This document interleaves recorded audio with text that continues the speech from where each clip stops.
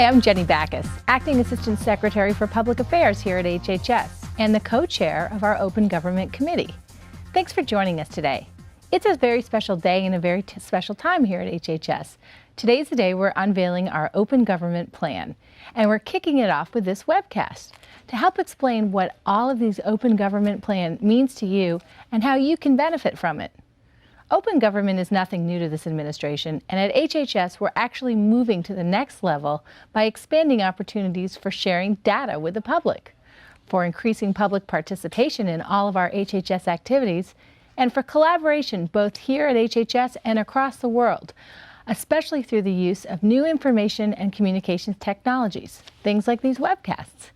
If you have a question for one of our guests today regarding our Open Government Plan or our strategy for doing these kinds of things, email us right here in the studio at HHS Studio, right here in the HHS Studio at hhs.gov. Let me do that again, hhs.studio at hhs.gov. Please be brief and just let us know where you're from. We've been gathering questions all week as well. So earlier this week, we asked to get questions from you, and we're going to have a conversation today to answer some of them. But before we do that, I'd like to introduce you to our two panelists. Todd Park is my co-chair on the Open Government Committee. He is the Chief Technology Officer for HHS. And Josh Sharfstein is the Principal Deputy Commissioner of the Food and Drug Administration here at HHS and a big innovator on open government. He's been doing some great things with the team at FDA. So we want to start off the discussion, but first I want to tell you all that you can also read our Open Government Plan on our website, which is hhs.gov/open. And it's very easy to find. We've really tried to make it very user-friendly with charts and graphs. And what is also is a dynamic document, so we want you to give us your feedback on it. But first, let's start off the discussion with Todd. So Todd, the President put out an announcement today. Robert Gibbs talked about it at the press briefing. What is the open government sort of idea? Why is the administration so behind it? Why is HHS so excited about it? Yes. Well, as you know, Jenny, right after he was inaugurated, one of the first things the President did was issue a call for more openness in government. And what he meant by that was a government that's more transparent, more participatory, and more collaborative. Transparency means publishing data, government data, for the public, so the public can hold us accountable for what we do, and data that generates multiple kinds of new social benefits. Participation is about, in the words of the President, accessing expertise of citizens across society to engage citizens in the work of government, to help us be more efficient and effective. And collaboration is about the government working well with itself across different branches of government, federal, state, local, and working well with folks outside government in an all-hands-on-deck spirit of commonwealth to advance the ball on key social issues. And so when the President calls for more open government, he's talking about a government that actually adheres better to these principles of transparency, participation, and collaboration. It's above all a government that in doing so works better. It's not just openness for openness' sake. It's actually openness in the name of delivering better results to the American people. And that's actually why we're so thrilled at HHS to embrace it. Not just for the sake of openness, but because we actually passionately believe that an HHS that's more transparent, participatory, and collaborative is an HHS that will deliver ever better results against our mission of improving the health and welfare of the American people. Great. Now, what are some ways, through this plan or through this process that the public can engage? Oh, there are many, many ways. And we need all the help we can get.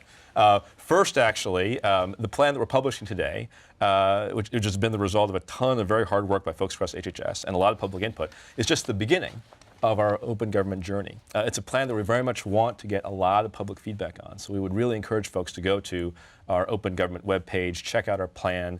There are multiple places to comment throughout the plan and help us improve it, help us make it better. Because it's a plan we continue to want to iterate over time and update over time. The plan also actually lays out, along with the OpenGov website overall, a whole series of ways the public can actually engage in the different activities of HHS. So there are more traditional ways, these federal advisory committees that we've set up, over 200 on various topics, which are open to the public and which we want the public to engage in and give us their feedback on a whole host of important issues.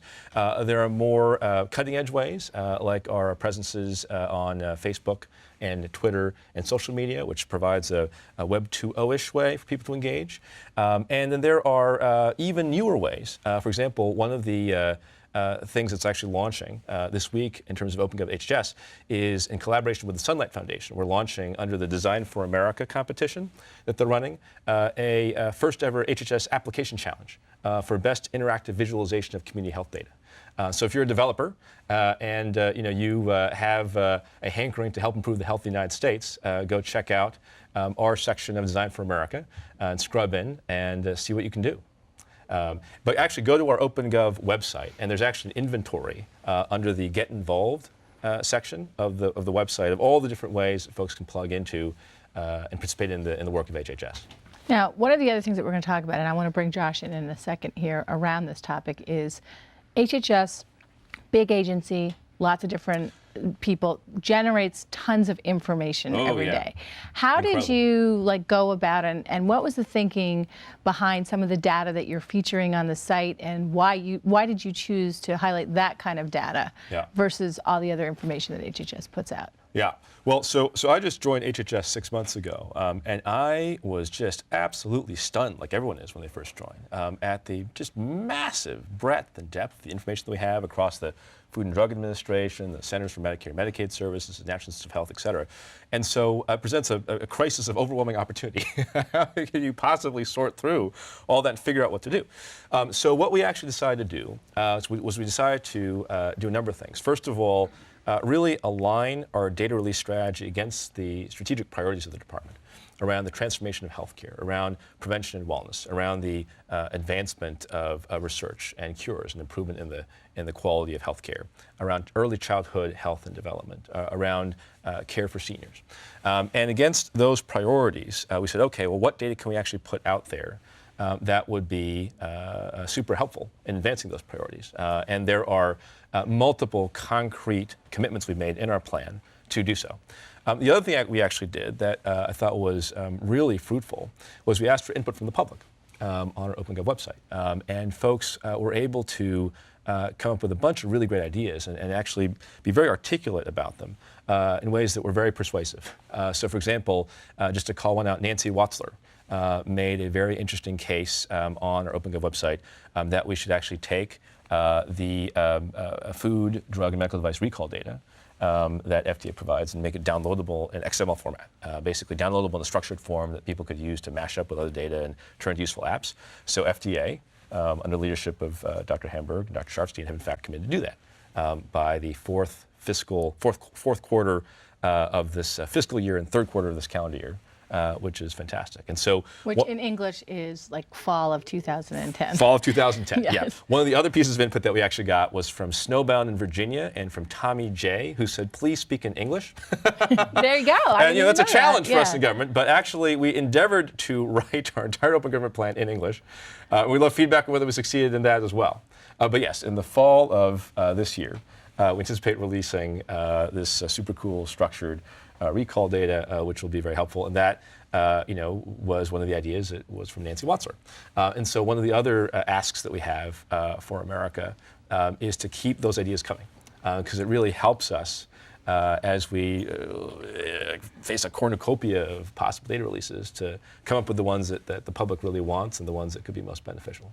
So open government helps with data that the public can look at, but open government strategies have also been helping on how we do business every day in our agencies. And so, Dr. Sharfstein, I'd love to have you describe a little bit about this idea that you guys had, FDA Track. Sure.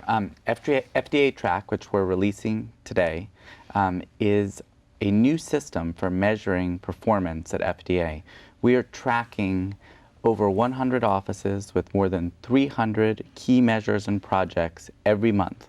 A lot of people don't understand what FDA does, but now they'll be able to go online to our website, which is www.fda.gov, and see the progress that each of our offices is making towards its goals, see the key work that we're doing on behalf of public health, and look at questions like, when we're doing inspections, what are we finding? How many generic drugs are waiting to be reviewed? Are we making the progress we want to make to get quicker identification of contaminated food during outbreaks? All the key projects that we're working on that relate to the public health, our goal is to put them up on FDA track and show the public what we're doing and have them look at our progress, and is very important, I think, for how the public relates to FDA, and very exciting internally also, because the process of putting together these 300 plus measures has involved people across the agency thinking about what they want to accomplish and being prepared to be accountable for it. Well, I was going to say, in some ways it seems like it's really promoting accountability. So how is this sort of different in terms of performance measures than what you've seen before? I mean, it seems very different from the very little that I know about how we've set them up in the past. Sure. Accountability is the A in FDA track. T stands for transparency. I think that in the past, agencies have been measured by some broad overall measurements over the course of the whole year. So maybe how many inspections have you done? And then you find out at the end whether you've made it or not. Our measures are monthly, there are many more of them, and they're really targeted to things that we think really matter. So, we'll be looking to see, once we're aware of a problem, how quickly is the public notified? For certain types of problems that the public needs to be notified quickly. And then we'll track that over time, and people will be able to go online and see our progress. All right, I have a question for both of you.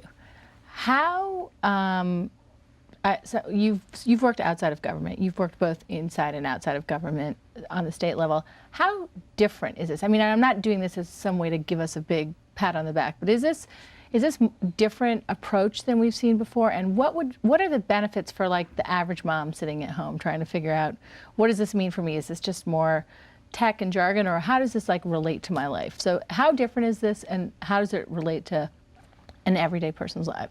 And before we do that, just if you have other questions, hhsstudio@hhs.gov, send them in and we will get your questions. But let's go back. So how different, and how does it relate to my life? I think it's an incredibly important shift in how we think about government.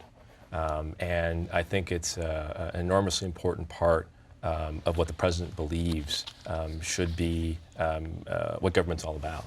I think that over time, government seemed more and more remote to citizens, and is simultaneously facing ever more complicated challenges. I mean, if you think about the kinds of things that HHS is taking on, like helping to transform the healthcare system, helping to combat pandemics, helping to advance food safety, helping to advance the well-being of children and seniors. I mean, these are colossal, incredibly complicated challenges. And I think that, the way I thought about it is that, open government is essential to a 21st century government being able to take on those challenges and lead us as a nation to success. I can't imagine doing any of those things without disseminating information to the public, without actually engaging citizens from all walks of life in the great challenges that they present, without collaborating with academia and businesses and not-for-profits and folks from all over. I think that transparency, participation, collaboration are essential to how our American government should work in the 21st century to improve the health and well-being of the American people, to lead us to a better place. Positioning government as, essentially not a unilateral force that attempts to sort of single-handedly solve all the problems of the world, but rather as a catalytical force, one that helps to mobilize and join up with other powerful forces, the power of our citizenry, to really improve the health of our country. So I actually see it not as yet another thing to do or as some kind of compliance exercise, but something that's fundamental to how an effective government should actually serve the American people in the 21st century. Now, Josh, I want you to answer that question, but this spurned another one. You run a big, huge agency. What kind of reception did you get to like more performance metrics and this, sort of new philosophy of doing things? It's kind of very different, I think, than what's been done before. How is that playing with your employees, and how does that translate to your customers, either the companies you regulate or the people that come to you for more information about drug and food safety? Well, I think for a long time, FDA has been seen as a black box. People don't really understand outside of FDA what goes on inside. And I think that's been a source of some frustration to the employees of FDA, who are justifiably quite proud of the kind of work that they're doing. And I think they really see the potential of a system like FDA Track to show office by office the kind of work that's going on. there's an office deep inside FDA that's really working on helping drug companies produce drugs of higher quality. The actual manufacturing process. There's another office that's working on figuring out ways to do different kinds of tests that can be applied to make sure that they're not contaminants in drugs and food. And now people will be able to watch their progress online, whereas before they might have been just totally hidden behind kind of the curtain of, the bureaucracy. So I think that there's a lot of excitement about this. I think we realize that we're going to be open to questions about our performance, but I think we're ready to do that. There may be some goals that we make that we don't reach, and we'll have to explain why that's the case. But that's part of being an agency in an era of open government. To your earlier question, when I was the health commissioner of Baltimore City, we had a performance management initiative called CityStat, where I had to stand up in front of the mayor and deputy mayor every month, and I was accountable for all the different parts of what the health department did. And there's a lot of work, cities around the country, states around the country, to do this kind of office by office management and accountability. And I think that we're trying in doing this at FDA Track to take some of the key lessons from that experience and apply them in an agency that typically has been kind of seen as a black box. All right. From the public back to some things that other people can do, the forces that you were talking about earlier, to leash the forces to get more than just our government microphones putting out the data and the information that people need to know. Dave has emailed in with a question. David in Virginia. What data mashups, that sounds kind of techie, so you might need to explain that to some people like me. What data mashups would you like to see developers create? Oh, it's a fantastic question. First, you have to define the term, data mashup. Data mashup being basically, take data that we might provide and data that might be available elsewhere and combine them into a beautiful 1 + 1 = 5 type thing. One thing actually I'll talk about, there are many, as I start to prioritize against our strategic priorities, as we talked about. But one area I want to talk about in particular is the improvement of community health. And I think that's one of our flagship initiatives. It's one of our flagship initiatives, exactly, right. Our Open Gov plan. So one of our flagship initiatives is something we're calling the Community Health Data Initiative. I would love actually maybe a catchier name for that. So actually would like to ask that as well. But we're calling it the Community Health Data Initiative. And the whole idea is it's a public-private collaboration in the best spirit of open government to try to help Americans better understand health in their communities and to help spark and inform action to improve it.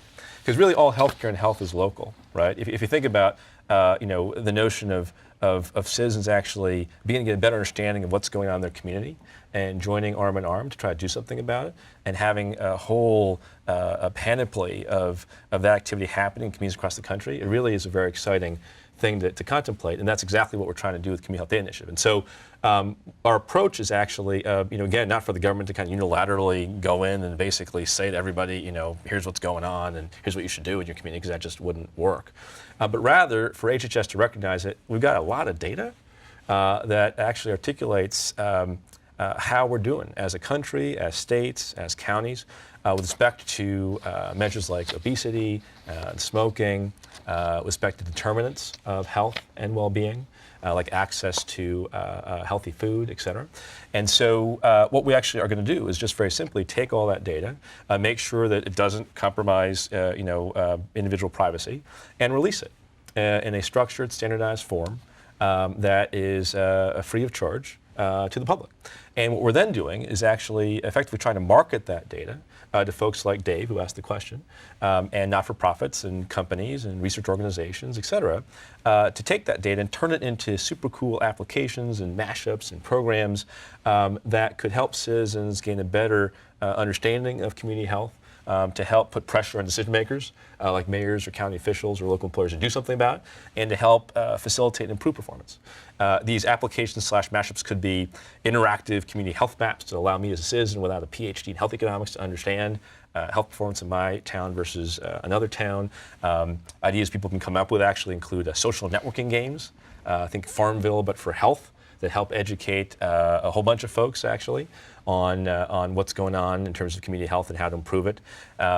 Ideas include potentially inserting community health performance data in untraditional venues. Like one idea actually from Redfin, which is a real estate website, is to actually put next to school system some measure of community health performance to help a whole new audience actually understand what's going on with respect to community health, and other ideas along these lines. And so basically, the government's role is to put the data out there and let the public do with it what they want to do with it. It's not like mandates or anything. It's just putting it out there. I am 100% confident the public will actually take our data and come up with vastly more powerful, vastly more innovative, and vastly more uses of it than we could ourselves. And so, Dave, I'm super interested in you scrubbing in on our data and you telling us what you think you can do with it. To help increase awareness of community health and to help spark action to improve it.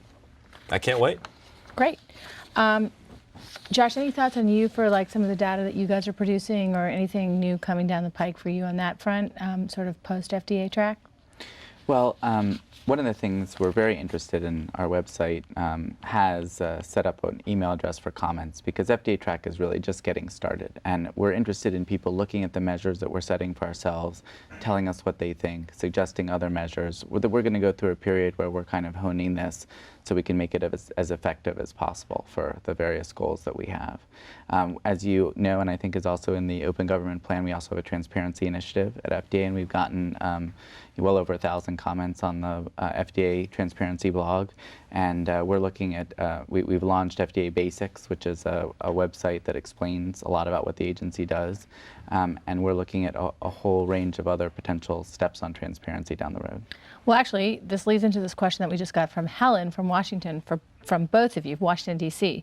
She says, are there any efforts being put into place to improve the ease of finding relevant information quickly? And are web analytics being captured for these efforts also?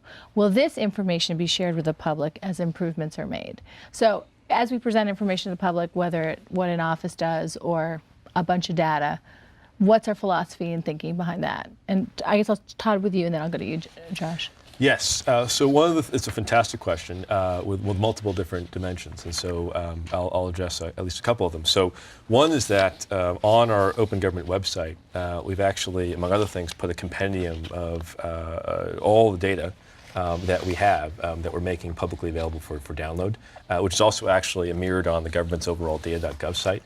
And so it's a much easier way for people to actually find stuff that could be cool and useful. And we're actually incredibly interested in encouraging the use of that data and actually trying to get a sense of what people are finding valuable about our data and what we should do to correct the data that we're putting out there and make it easier to use, and what additional data we could put out there that would be most valuable. And so we will actually be subsequently, as part of Open Gov Plan, on our Open Gov website, putting places for people to voluntarily tell us actually what they're doing with our data.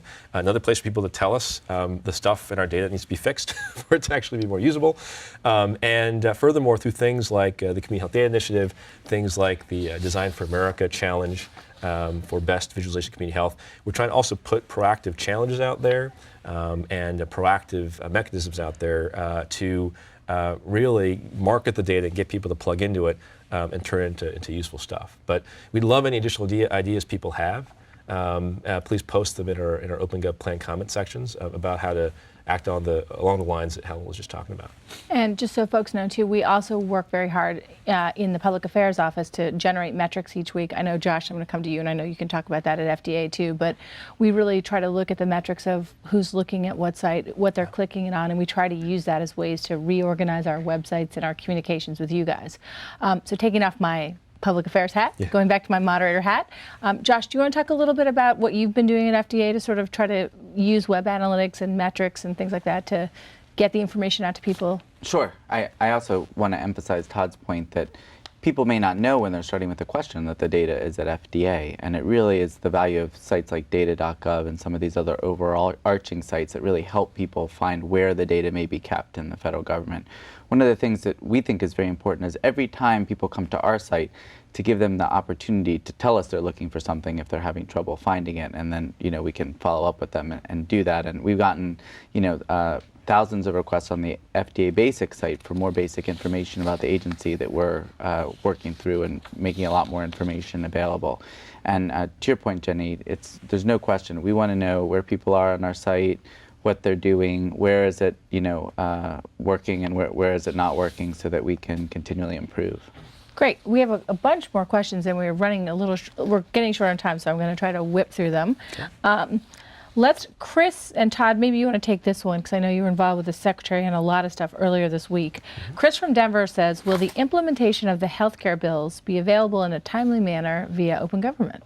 Absolutely, absolutely. In fact, actually, the secretary said to us earlier this week that this could not be a more perfect time to roll out our open gov plan, because it's very important to her to communicate that as HHS takes on the most ambitious agenda in its history, that we are going to change how we do business along the lines of open government, such that we are maximally efficient and effective, transparent, participatory, and collaborative in how we roll with health reform. And so major streams of update to our open gov plan will flow from our implementation work on health reform. And that will be stuff that folks will see in future releases of our plan. Great. Lynn from St. Louis wants to know, and I'm going to have you answer, and I'll answer it a little bit with my public affairs hat. Yep. How do you plan, and Josh, jump in here too if it's relevant to FDA. Lynn's from St. Louis, and she wants to know, how do you plan to inform the general public about open government? Mm-hmm. Will you somehow get this on the news talk shows to let people know about the very simple things that you're promoting in the plan, like mm-hmm. Hospital Compare and Nursing Home Compare, which mm-hmm. are two programs that CMS, who's also doing a very good job on open government, has had for a couple of years now, I think. Absolutely, yes. So we're going to do a bunch of different things in addition to our OpenGov website, in addition to a whole series of OpenGov launch events we'll be doing around the different initiatives that our plan commits us to do, in addition to doing social media powered outreach, which we're really pushing hard on. I'd actually love to get additional ideas from the public on how to do this, because we really want input from the public. We really want to engage the public in the work of open government, because that's the whole point. And I think a critical dimension of that is, how do we get the word out to more and more people? And we'd just really love creative ideas from the public with respect to how to do that. One thing I do want to tell you about from the public affairs side is, we think not only is it really important to reach out to the public and get your input, like all the great questions we're getting today and that we got over the past couple of days, but also we really think it's important to educate and keep our employees involved, because yes. This plan came from our employees. It came from our employees at HHS. It came from the employees at FDA. And so we've also been doing a lot of internal communication to get buy-in and really get people committed to sort of the philosophy of open government here at HHS. So we're both going to be doing an internal communications process, constantly looking for feedback internally and also externally. And I know, Josh, you've been doing some of that at FDA too. Yes, absolutely. We're doing that. And on the other point, we're looking for many different ways of getting this out. We communicate a lot to the medical community, and we have pilots, for example, to get information right to people's handheld devices as close to possible at the point of care. So when there's information that we have at FDA that we want people to use or to have access to for in the healthcare setting, they have it as quickly as possible. Well, we're getting right down to the end. I just want to do a shout out, partly because you're from Baltimore, but Alan from Baltimore said, a small group of us have been working on open source projects, health-related projects. How do we become more involved? So as we close out, how do people become more involved in this process, and how long is it going to go on? And absolutely. Give me your last closing thoughts. Yeah. Well, one of the most important things that I think we need to say today is that the debut of our OpenGov plan is just the beginning of a eternal journey toward more and more open government. I really think of open government as a journey, not a destination. I think it's something we can get better and better at over time. And we need folks across the country to plug in. And so I'd really encourage folks who want to get involved to come to our OpenGov website. And the OpenGov plan provides a nice architecture of the different things we're doing. And if you want to help with a given thing, then in the comment section basically say, sign me up to do X and do Y. And we will follow up with you. I mean, I can tell you, I read every single one of the comments and ideas that we got. during our comment period before the publication of our plan. They were just terrific.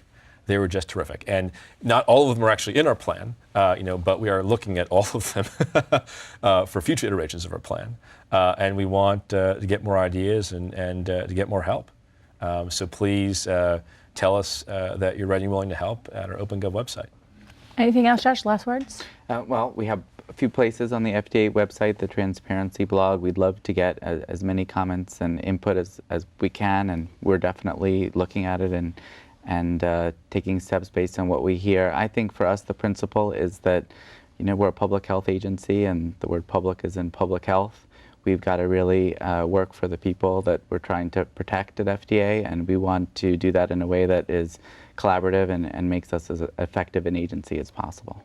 Well, that's great. And I'm sorry we didn't get to all your questions. Ned, you have a good one here. I'm going to make Todd answer it on his next blog post. But I want to thank you all for emailing in today and for all the emails that you've sent all along the way in this process, both to FDA and to HHS. We hope you got some of your questions answered. We are going to, in the spirit of openness and understanding that not everybody has this hour between 1 and 2 free today, are also going to make it available on demand shortly. So you can go to our website, hhs.gov/open, and look for the icon that will take you to this and to other future Open Government webcasts. We'll be doing more of these. We hope you join in the discussion to help us have a more open government. I'm Jenny Backus, and we'll see you next time. Thanks.